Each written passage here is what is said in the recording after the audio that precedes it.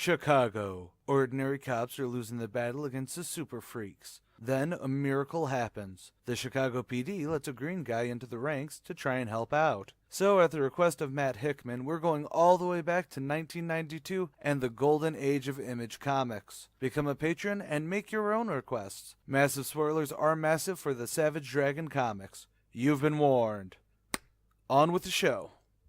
The Dragon, Blood and Guts #1. On the steps of the Chicago Police Department, reporter Roxanne Wells talks about Alicia Cordova, the wife of a notorious paranormal killer known only as Grip, preparing to testify against her husband. FBI agent Sheridan tells Police Chief Weisenberg that they want Dragon to protect Alicia. However, Dragon's on 2 weeks paid leave after his apartment got redecorated in blonde brains, so that's not going to happen. Dragon, meanwhile, sits on a bar recounting a recurring nightmare he's been having, with him basically conquering Chicago when Debbie comes and kills him, cause he should have been the one that died and not her. Officer Alex Wiles tries to talk him out of his stupid spiral, but that fails hard, and while she's totally pissed off at him, she says that she'll still be next to him because he's her friend, before leaving. Elsewhere, Grip and his henchmen have slaughtered an entire church for a hideout because why not? A hooker he assumably hired is just too grossed out by this entire bloodbath. She wants her money and she wants to leave. To which Grip showcases his powers of a disintegrating touch, or at least an energy-charged hand of some sort. Possibly an energy-charged grip.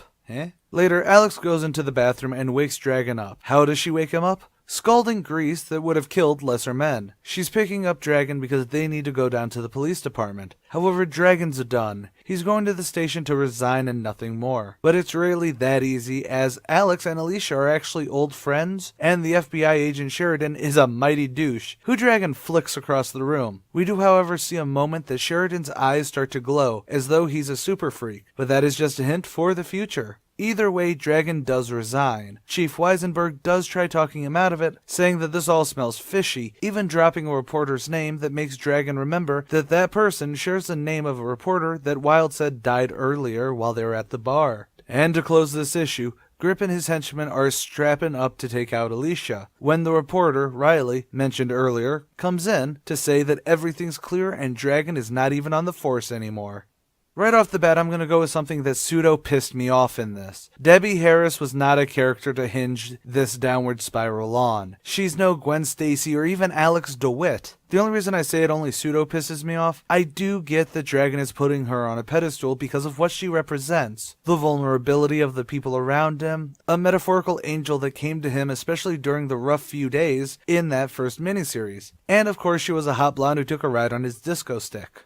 But when you have a lead just whining over someone he spent a single night with, and even Dragon seemed kind of annoyed with her antics the day after, it truly has me feeling like Alex on this. I like Dragon as a character. I can get behind him on a story level going into a depression because his heroism and his life got bad. But dude, we need something. Maybe the biggest problem here is that this did come out 2 or 3 years after the start of the ongoing, so maybe it's just having this so close together with The Dragon that had I done this in publication order, it wouldn't have grated on me so much. But that being said, I still do like this, and it is a bit tricky to shove a 3-part miniseries in between Image 0 and the start of the ongoing without having to perpetually push the reason why he's going through hell. But then again, we only see him being melodramatic. Though I will say that I do like this one bit of narrative where Dragon's all, I saw a spider on the ceiling, and I went to smack it. It wasn't a bug. It was a piece of Debbie's brain.